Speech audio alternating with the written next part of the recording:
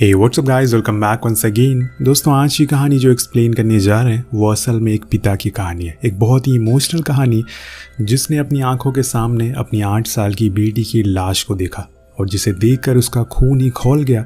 और तब उसने क्या फैसला किया ये जानकर आपके रोंगटे खड़े हो जाएंगे। तो कहानी की शुरुआत में हम एक बूढ़े आदमी को देखते हैं जो टीवी पर एक क्लिप को बार बार देख रहा है। उसमें एक आदमी एक लेडी को चंद पैसों के लिए मार देता है। दरअसल जिस औरत की मौत हुई है उसे उसके पति ने ही मारा है और वो अभी जेल में है।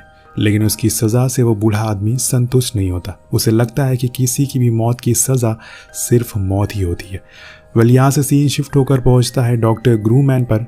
उनका एक परिवार है जिसमें उनकी बेटी एंजेलिना और उनकी वाइफ शैली है। ये एक सुखी परिवार है। हर दिन की तरह आज भी डॉक्टर अपनी सर्जरी में लगे होते हैं, पर आज उन्हें काफ़ी समय लग जाता है। इसीलिए एंजेलिना खुद उन्हें लेने के लिए आ जाती है। अब वापस आते टाइम उनसे डॉक्टर के बारे में काफ़ी कुछ पूछती है। उनसे डॉक्टरी के बारे में काफ़ी कुछ पूछती है क्योंकि उसका भी सपना है कि वो बड़ी होकर अपने डैड की तरह डॉक्टर बने। अब नेक्स्ट डे ग्रूमैन हॉस्पिटल नहीं जाता क्योंकि आज उसे कुछ काम नहीं था। इसीलिए एंजेलिना को वो तैयार करके स्कूल भेज देता है जो कि पास में ही था। इसीलिए उसे कार से ड्रॉप करने की कोई ज़रूरत भी नहीं थी। फिर दोनों हस्बैंड वाइफ एक अच्छा समय साथ में बिताते हैं।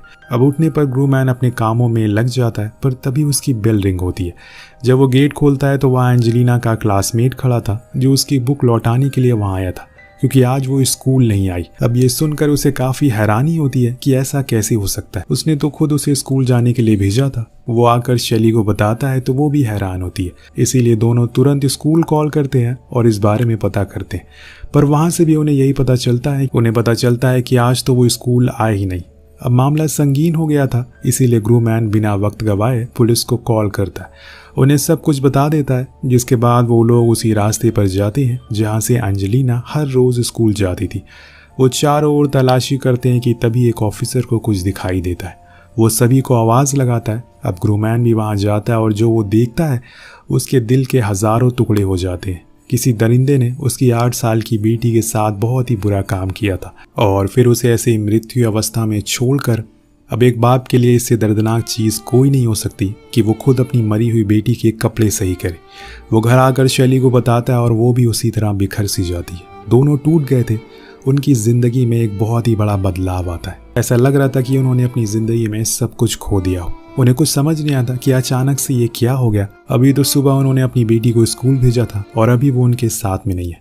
अब ये 2 दिन बाद उनके पास कॉल आता है जिसमें उन्हें पुलिस की ओर से बताया जाता है कि जो सीमन सैंपल हमें एंजेलिना की बॉडी से मिला है उसकी मदद से हमने एक सस्पेक्ट को पकड़ा है। वो ही आपकी बेटी का कातिल है जिसका नाम है एंथनी। अभी टीवी में भी इस बारे में न्यूज़ आने लगती है जहां हम उसी इंसान या फिर ये कहें कि उसी जानवर को पहली बार देखते हैं जिसको कार में ले जाया जा रहा है। लेकिन वो अंदर बैठते समय एक स्माइल पास करता है जो ग्रूमैन के अंदर एक आग लगा देती है। उसे हंसते हुए देखकर उसका कलेजा फट जाता है। दरअसल एंथनी को पहली बार भी कई बार पकड़ा गया है लड़कियों से छेड़छानी और बदतमीजी के जुर्म में, लेकिन हर बार कुछ सबूत ना मिलने की वजह से उसे छोड़ दिया जाता है। लेकिन इस बार ही वो नहीं बचेगा। कोर्ट उसे 25 साल की सज़ा सुनाती है, पर ग्रूमैन के दिमाग में कुछ और ही चल रहा है। वो उसके एक स्माइल पर अब उसकी पूरी ज़िंदगी नरक बनाने वाला है। पर कैसे, चलिए जानते हैं।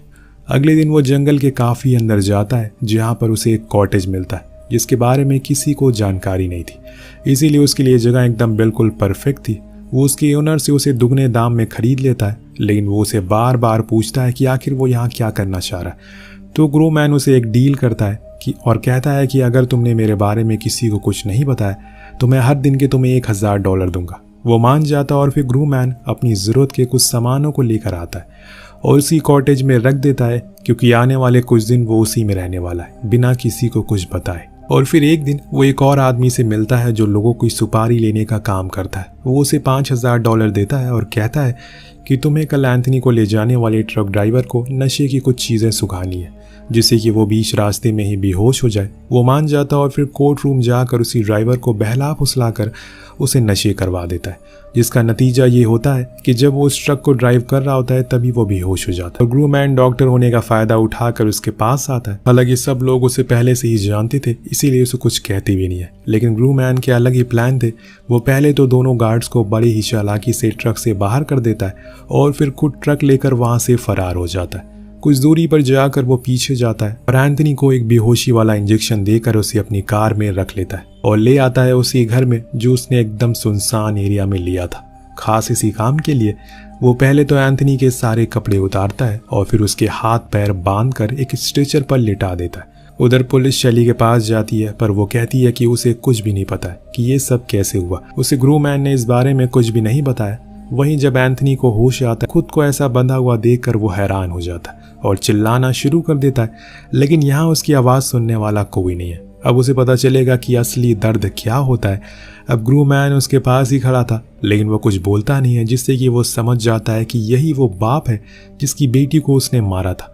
जब उसको ये पता चलता है तो उसके आगे अपनी जान की भीख मांगता है और कहता है कि उसने कुछ भी नहीं किया, बस उसके दोस्तों ने उसे फंसा दिया। लेकिन ग्रूमैन अपने प्लान को खराब नहीं कर सकता। उसने जो सोचा है अपने दिल में उसको वो पूरा करके रहेगा, चाहे फिर उसे पूरी दुनिया से क्यों न लड़ना पड़े। वो एक हथौड़ा लाता है और उसी से उसके घुटने को तोड़ देता है, जिसके बाद उसे एक रस्सी से बांध देता है और गले में फंदा भी डाल देता है। यह एंथनी खुद को संभालने के लिए एक ही टांग पर खड़ा होकर चारों ओर घूमता रहता है। अगर वो रुका तो मारा जाएगा और दूसरी टांग का वो इस्तेमाल नहीं कर सकता क्योंकि वो तो तोड़ दी गई है। पर ग्रूमैन ने अपनी पर्सनालिटी, यह हम देख पाते हैं कि ग्रूमैन ने अपनी पर्सनालिटी ही बदल दी है। वो वहीं बैठकर बियर पीता है और उसको ऐसे तड़पता हुआ देखकर बहुत ही ज़्यादा उसे सुकून मिलता है। लेकिन दोस्तों, अभी ये तो बस शुरुआत है। इस कहानी में आगे आने वाले कुछ ऐसे सीन हैं जो सच में आपके रोंगटे खड़े कर देंगे। इसी दौरान हमें फिर से वही बूढ़ा आदमी दिखाया जाता है जिसकी वाइफ को गोली मार दी गई है। ये आदमी असल में एक सीनियर पुलिस ऑफिसर है और अभी एंजेलिना के केस को यही हैंडल कर रहा है। सुबह होने पर ग्रूमैन बाहर जाता है और वहाँ एक डियर को मारता है और उसी के मांस को लाकर खाता है। उसी दौरान वो टीवी पर देखता है कि हर तरफ बस उसी की बातें हो रही है, हर कोई उसे ही ढूंढ रहा है। इसके बाद वो एंथनी के रूम में जाता है और देखता है कि वो सो रहा है, इसीलिए वो उसके मुंह पर पेशाब करके उसे उठाता है और फिर उसके टूटे हुए घुटने पर अपना पैर रख देता है, जिससे कि वो दर्द के मारे और चिल्लाता है। लेकिन ग्रूमैन को कोई फर्क नहीं पड़ रहा था। वहाँ पुलिस को हॉस्पिटल के कैमरास से पता चलता है कि उसने कुछ सामान हॉस्पिटल से चुरा लिया है, जिसमें ज़्यादातर ऑपरेशन करने वाली चीज़ें थी। अब इस बारे में हम देखते हैं कि वो अपनी वाइफ शैली को पहली बार कॉल करता है, जो उसे ये सब बंद करने को कहती है। लेकिन ग्रूमैन कहता है कि ये सब वो उनकी बेटी के लिए कर रहा है। तभी उस फोन को ऑफिसर हब आ जाते हैं क्योंकि शैली का फ़ोन ट्रेस हो रहा था, जो बात ग्रूमैन को भी पता थी। अब ऑफिसर उससे कहता है कि तुम्हें ये सब नहीं करना चाहिए, तुम एक अच्छे डॉक्टर हो। मैं बताना चाहूँगा कि मेरी वाइफ को सिर्फ $58 के लिए मार दिया गया। मेरे अंदर भी गुस्सा था और मैं तुम्हारे हालातों को समझता हूँ। मेरा भी मन कर रहा था कि मैं उसे मार दूँ, लेकिन मैं कानून को अपने हाथ में नहीं ले सकता था। तो ग्रूमैन कहता है कि फिर तो तुम्हें खुद को उनका हस्बैंड कहने पर शर्म आनी चाहिए, क्योंकि तुम एक कायर हो। अपनी ही पत्नी का बदला तुम नहीं ले सके। मैं तुम्हारे जैसा नहीं हूँ। मैं एंथनी को 6 दिनों तक तड़पाऊंगा और फिर 7वें दिन अपनी बेटी के जन्मदिन पर उसे मार दूंगा, आपके हवाले कर दूं और फिर खुद को आपके हवाले कर दूंगा। ये बोलकर वो फ़ोन को काट देता है और फिर उसी मरे हुए डियर के कच्चे मांस को एंथनी के आगे फेंक देता है। उसे वो खाना ही पड़ता है क्योंकि अभी इसके अलावा और कुछ है ही नहीं। अब कुछ घंटे जब बीत जाते हैं तो ग्रूमैन वापस लौटता है। वो उसे उठाकर एक रस्सी से बांध कर लटकाता है और उसके मुंह पर बंदूक तान देता है, पर वो गोली नहीं चलाता। एक बार तो उसका मन भी कहता है कि वो उसकी खोपड़ी को उड़ा दे, लेकिन वो ऐसा नहीं करेगा और उसे वैसे ही लटका छोड़कर वो बाहर आ जाता है। वो सिर्फ उसे तड़पाना चाहता है और एहसास दिलाना चाहता है कि एक बच्ची के साथ घिनौना काम करने पर उसके ऊपर क्या बीतती है। इधर दूसरी तरफ पुलिस कुछ लोगों से पूछताछ करती है, जिसमें वो बंदा भी उन्हें मिलता है जिसे ग्रूमैन ने सुपारी दी थी, पर उसे कुछ भी पता नहीं होता कि असल में उसने ऐसा क्यों करवाया था। और उसने जब उस पैसे दिए और उसने सिर्फ उससे पैसे लिए और वो काम कर दिया। अब पुलिस को कोई सबूत नहीं मिला था कि आखिर वो उसे कहाँ लेकर गया है। इतने में हम ग्रूमैन को देखते हैं जो एक जंजीर लेकर आता है और किसी जानवर की तरह एंथनी को उसे मारना शुरू कर देता है। वो उसे इतना मारता है कि उसकी चमड़ी भी फट जाती है, लेकिन वो फिर भी नहीं रुकता। एंथनी इस दर्द को बर्दाश्त नहीं कर पा रहा था, इसीलिए आखिर में वो कबूल कर लेता है कि हाँ, उसने ही उसकी बेटी को मारा है और उसके साथ गलत काम किया, जिसे सुनकर ग्रूम और तेज वार करता है, जिससे कि वो वहीं बेहोश हो जाता है। तो दोस्तों, आज चौथा दिन है। ग्रूमैन कुछ देर बाद फिर लौटता है और अभी तक उसे होश नहीं आता, इसीलिए वो उसका इलाज करता है क्योंकि अभी उसे कुछ दिन और जिंदा रहना है। इतनी आसानी से वो मौत के घाट उसे नहीं उतार सकता। उसे ग्लूकोज चढ़ाने के बाद वो जब बाहर आकर देखता है तो टीवी पर उसकी वाइफ का इंटरव्यू आ रहा था, जिसमें वो कह रही थी कि उसके पति जो भी कुछ कर रहे हैं वो सब गलत है, वो पागल हो चुके हैं। अब ये बात ग्रूमैन को इतनी बुरी लगती है कि वो सीधा अपनी वाइफ को कॉल लगाता है और उसे पूछता है कि तुमने ऐसा क्यों कहा। वो बताती है कि जो तुम कर रहे हो वो पुलिस का काम है, लेकिन ग्रूमैन उल्टा उस पर ही चिल्लाना शुरू कर देता है और ये कह देता है कि अगर उस दिन वो स्कूल छोड़ने के लिए उसे चली जाती तो आज उसकी बेटी जिंदा होती। अब उसकी इस बात से शैली को इतना ज़्यादा गुस्सा आता है कि वो अपना फ़ोन ही तोड़ देती है। वहाँ पुलिस को उनके फ़ोन को ट्रेस कर पाती, लेकिन सही लोकेशन मिल नहीं पाता क्योंकि वो जंगल के काफ़ी अंदर था। बस उन्हें ये पता चलता है कि वो किसी सेंट जूली नाम की जगह पर है। अब 5वें दिन यानी कि आज ग्रूमैन एक ऑपरेशन करने वाला है एंथनी के ऊपर, वो भी जिंदा हालत में। वो उसे एक इंजेक्शन लगाता है जिससे कि उसकी पूरी बॉडी पैरालाइज हो जाती है, लेकिन दर्द उसे हर एक जख्म का होगा। वो एंजेलिना की फ़ोटो अपने सामने रख लेता है और फिर बड़ी ही बेरहमी से उसके पेट को काटता है, जिसके बाद उसके पूरे पेट को बाहर निकाल लेता है और स्किन को सिल देता है। यहाँ एंथनी को दर्द महसूस तो हो रहा था, लेकिन वो कुछ रिएक्ट नहीं कर पाता।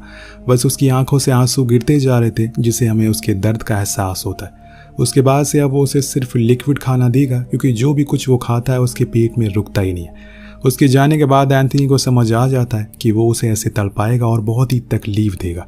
या एंथनी खुद चाहता है कि वो उसे मार दे और दर्द अब उसे झेलना नहीं होगा, और इसीलिए जब वो वापस लौटता है तो उसके सामने उसकी बेटी के बारे में वो बहुत ही अजीब अजीब बातें बोलना शुरू कर देता है। वो ये भी बताता है कि उसने 3 और लड़कियों के साथ ऐसा ही किया है। ये सुनकर ग्रूमैन गुस्से में आ जाता है और उसका गला दबाना शुरू करता है, पर आखिरी समय पर छोड़कर बाहर आ जाता है। वो उसे अभी नहीं मारेगा, इतनी आसानी से तो नहीं। इसके बाद वो पुलिस स्टेशन को कॉल लगाता है और हब से पूछता है, क्या तुम्हें बुरा नहीं लगता है कि तुम्हारी बेकसूर बीवी का कातिल अभी भी जिंदा घूम रहा है? वो ना में जवाब देता है, लेकिन ग्रूमैन को पता था कि वो झूठ कह रहा है। इतने में वो लोग उसे कॉल करके ट्रेस कर लेते हैं और फौरन उस जगह पर पहुंचते हैं, लेकिन वहाँ तो उन्हें एक बस लैपटॉप ही मिलता है जिसमें ट्रैकिंग डिवाइस ऑन था, यानी कि वो कॉल तो कहीं और से कर रहा है, बस उसकी लोकेशन यहाँ पर शो हो रही है। अब इतनी आसानी से वो पुलिस के हाथ तो नहीं आने वाला है, ये बात हब भी जानता है। रात में कुछ सामानों को लेने के लिए वो एक ग्रोसरी स्टोर पर जाता है जहाँ पर एक लड़की उसे पहचान लेती है, पर वो किसी को कुछ बताती नहीं है, बल्कि ये कहती है कि वो जो भी कुछ कर रहा है वो बिल्कुल सही कर रहा है और ऐसे लोगों को ऐसे ही सज़ा मिलनी चाहिए।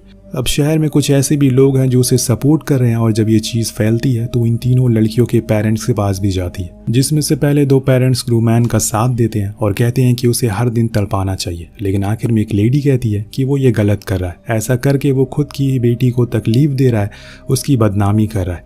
अब ये सुनकर ग्रूमैन हंसने लगता है और फिर रात होने पर पहुंच जाता उसी लेडी के घर के बाहर और उसे उठा कर लाता है कॉटेज में और एंथनी के पास लाकर खड़ा कर देता है और बोलता है कि देखो, ये तुम्हारी बेटी का कातिल है, क्या तुम इसे मानना नहीं चाहोगे? वो माँ उसकी तरफ देखती है और जानती है कि इसने ही बेरहमी से उसकी बेटी को मारा है, लेकिन वो फिर भी मना करती है।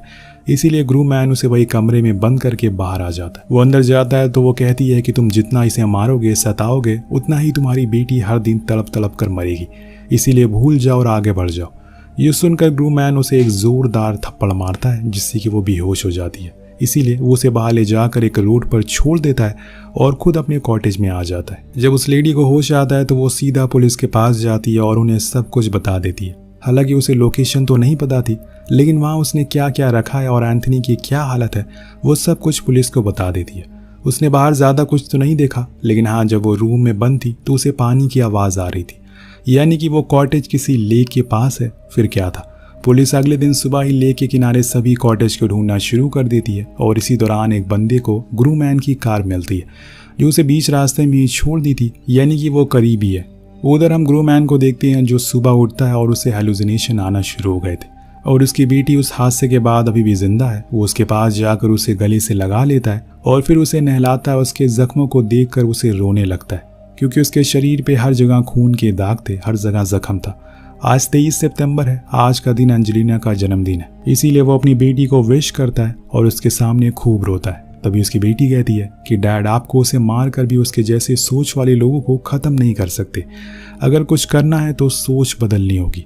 ग्रूम को समझ आ जाता है कि उसकी बेटी सही कह रही है, इसीलिए वो उसे माफ़ी और गले लगाकर बहुत रोता है। उसके बाद वो एंथनी के पास आकर बैठ जाता है और उसे बताने लगता है कि आज मेरी बेटी पूरे 9 साल की हो गई। इतने में बाहर पुलिस आ जाती है और उन्होंने ग्रूमैन को ढूंढ लिया था। वो एंथनी के हाथ खोल देता और बाहर आकर खुद को सरेंडर कर देता। अब उसे कहता है कि मुझे पछतावा है कि तुम्हारी बेटी के साथ ऐसा हुआ। ग्रूमैन बोलता है कि मैंने उसे नहीं मारा, आप सही थे। अब यहाँ एक रिपोर्टर उससे सवाल करती है कि आपने जो किया, आपको क्या लगता है कि वो सही है? ग्रूमैन कहता है कि नहीं, वो सही नहीं है। फिर वो उसे एक और सवाल करती है कि आपको क्या लगता है कि बदला लेना सही है? तो एक बार फिर से वो ना में जवाब देता है। दोस्तों, ऐसी हरकत एक तरह की बीमारी है जो इंसानी दिमाग को खाए जा रही है। हमें लोगों की सोच बदलनी होगी, तभी एक अच्छा समाज हम देख पाएंगे। आपको क्या लगता है कि ग्रूम को उसे जान से मार देना चाहिए या फिर उसने उसे छोड़कर सही फैसला किया? नीचे कमेंट करके जरूर बताइएगा। मिलते हैं अगले वीडियो में। Thank you so much watching. Peace out.